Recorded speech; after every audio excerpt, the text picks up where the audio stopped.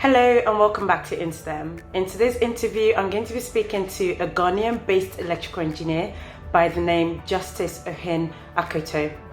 Justice has a real passion and interest in energy, from being one of Africa's future energy leaders to being the co-founder of an energy-based startup called Maiseville Group.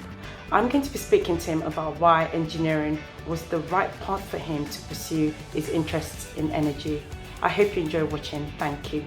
So welcome to InSTEM, Justice. Really excited to have you on board and to speak to you today and to hear your story.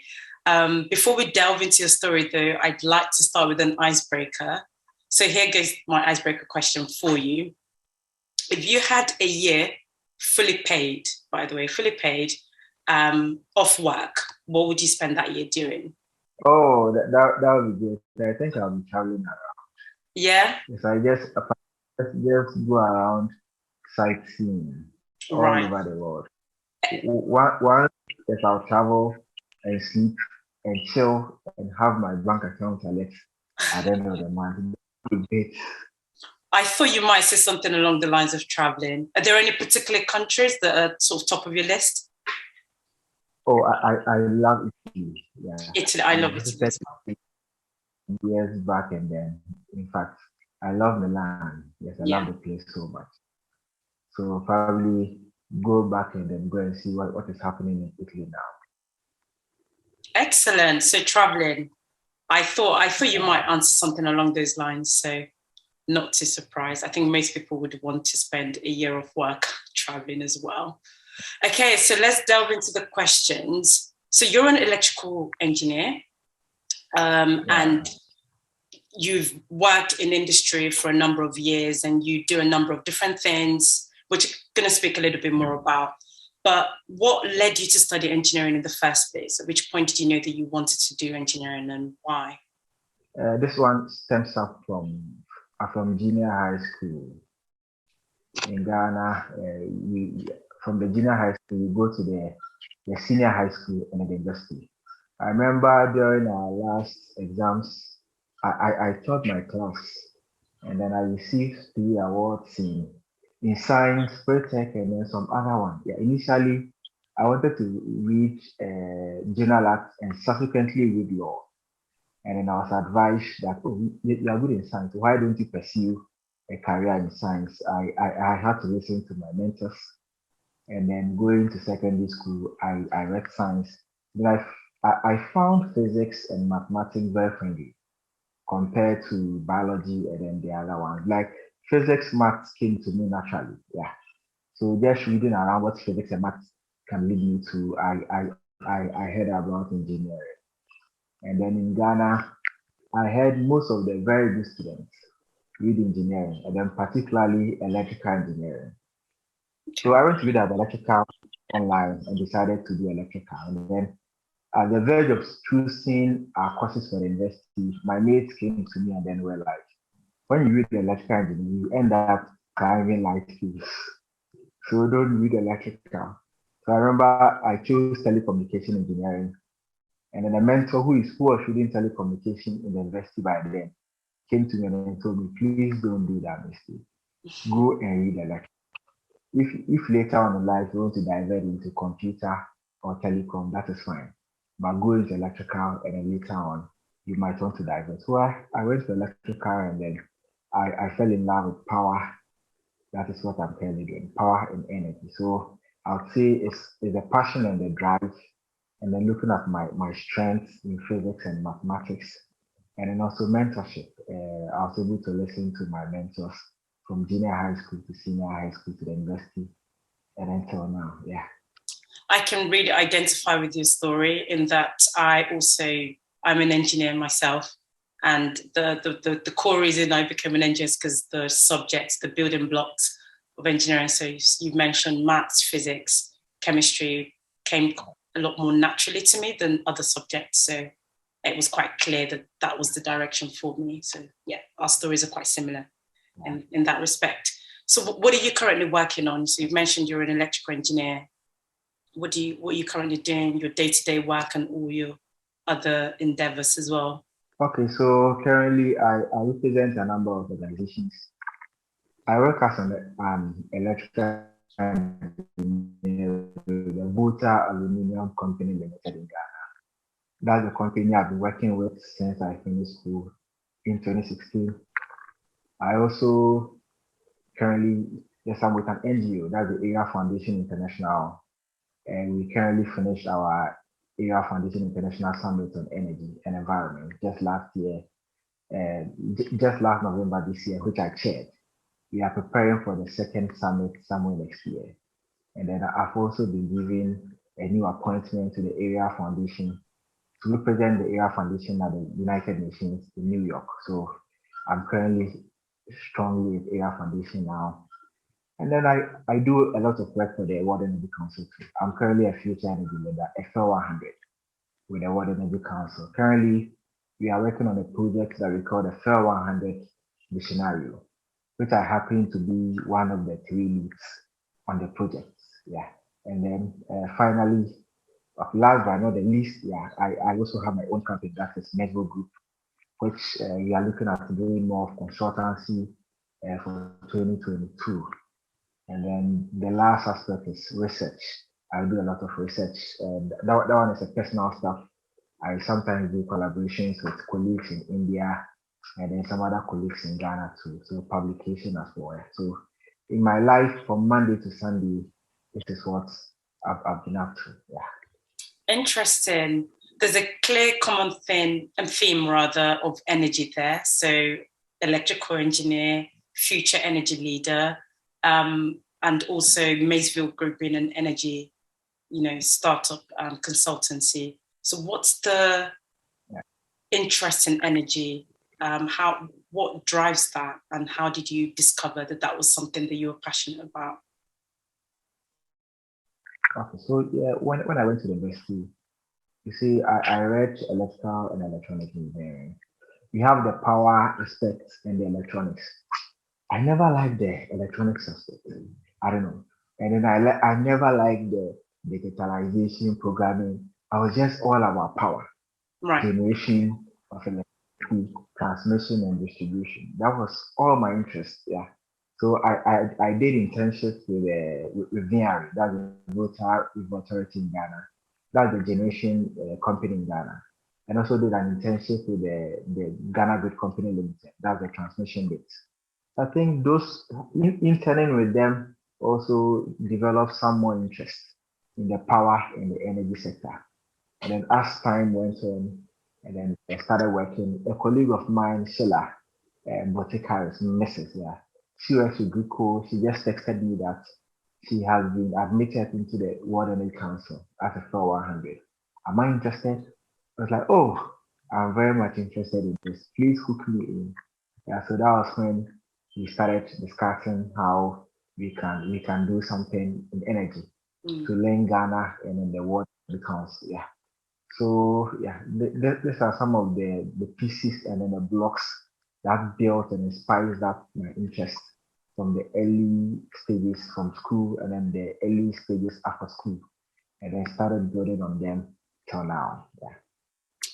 That's interesting. So is there anything I know that there's energy is a big subject area and there's a lot for humanity to accomplish yet in this area, but is there anything that you've done to influence the outlook so far since you started, you identified your interest in it? Okay, so let me just talk about some of my publications. Yeah. So one of my publications is in wind energy, and then it talks about the viability of wind energy in Ghana. Talking about Ghana being within the classes of 4 to 6, which means Ghana is very viable for wind energy. And then with wind energy, you need just about 4 meters second of wind to turn a wind turbine. Yeah. So that research has been done. Ghana is viable. And then we also came up with the cost of a wind turbine in Ghana. And then we noticed it was a little bit, it's expensive, but then once again, it's expensive is relative. So depending on your pockets, you might want to go into having a wind turbine in Ghana. So you've established that it is viable, and then it's a little bit costly, but depending on where you stand, within the economic ranks. And then another aspect has to do with the customer damage function evaluation. I myself, together with a few colleagues, we came up with some functions that are used to determine the cost of unserved energy. So let's say the UK or Ghana, within a year, you have about 60 hours of power outages. Right. What is the economic value of it? So when you take equations and then you put the parameters, UK, Ghana, you can come up with the economic value of your power outages. So when you know this, it will inform the policymakers. Okay, now within the year, we are losing X dollars as a result of power outages. We can invest this money into power plants or invest this money into our donation plants. And then this is what I will be getting. Yeah.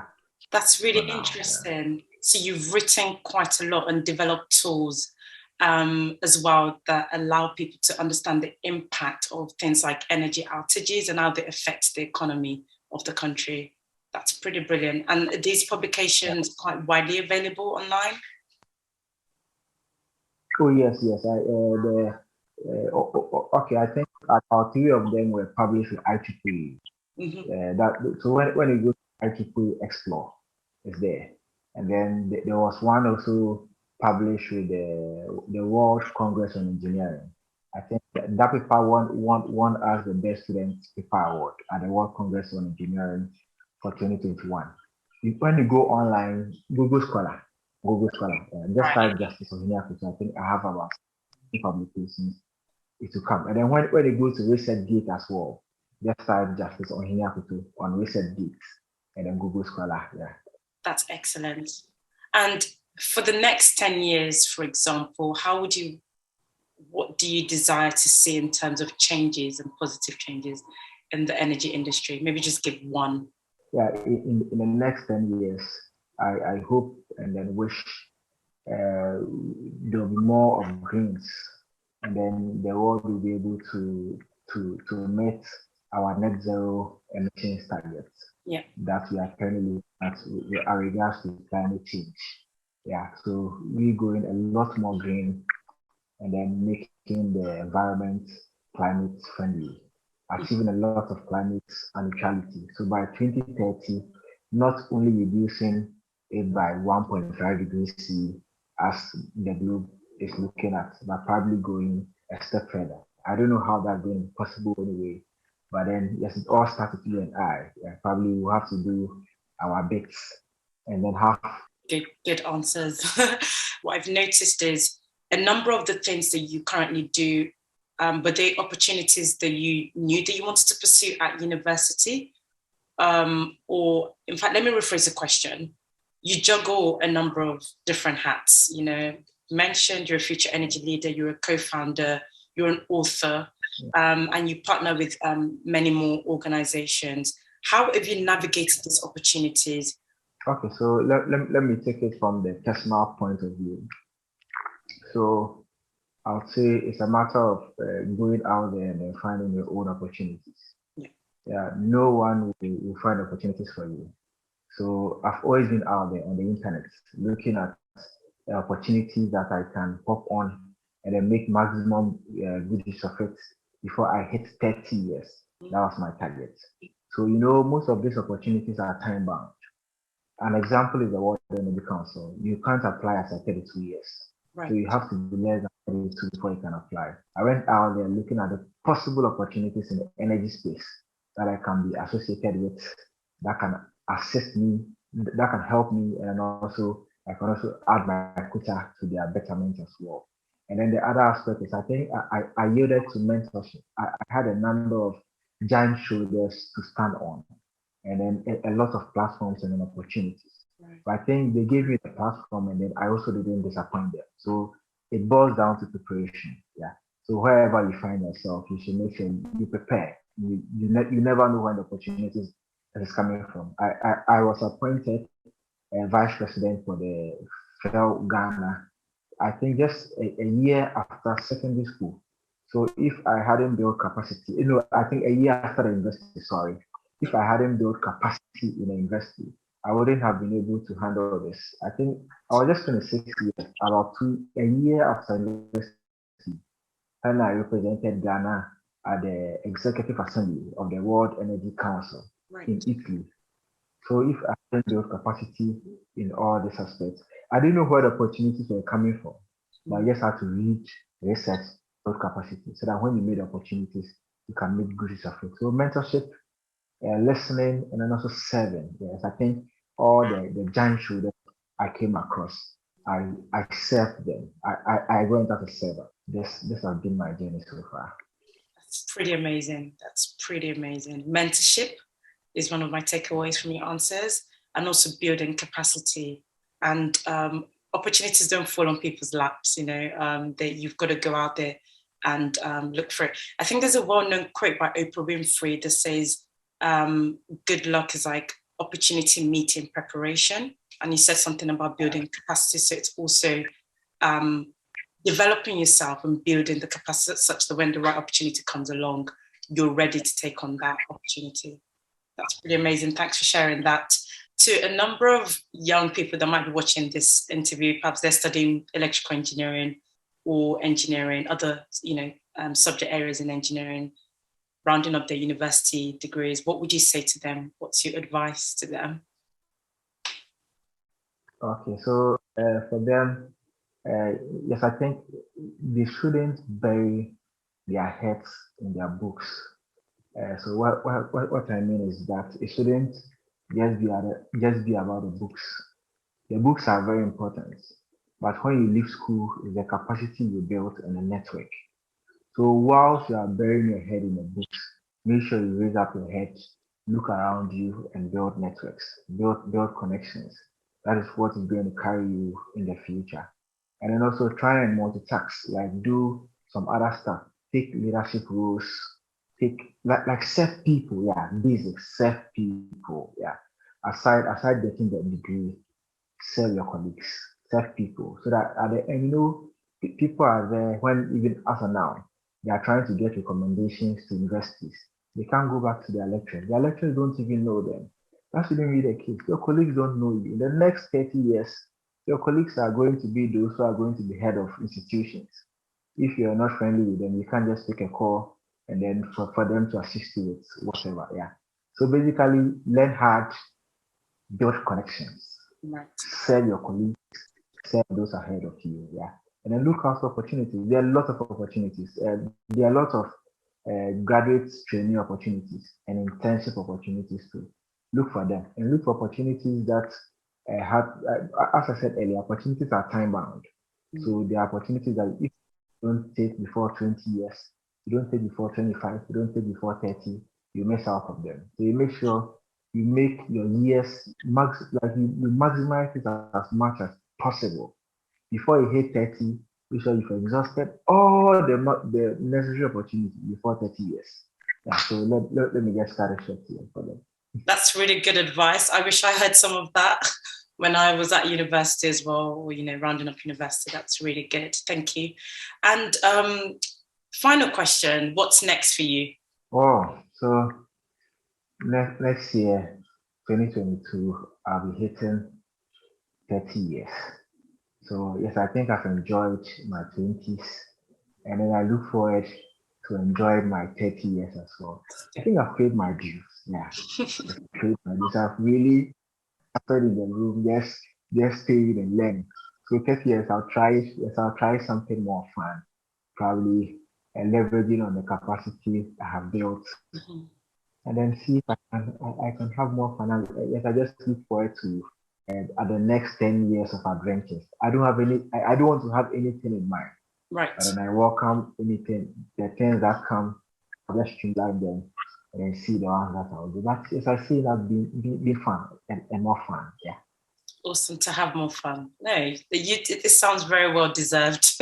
So I wish you all the best with that. Thank you very much for coming to Instem to share your story. It's been really insightful hearing your perspectives about how your engineering degree has led you to these diverse opportunities. And I'm sure that whoever's come across this video, watching it, is also taking one or two things away from it. And for those who are watching it, please comment in the comment section, share your takeaways, and also hit the subscribe button so you can get updates on more interviews to come. Thank you once again, Justice.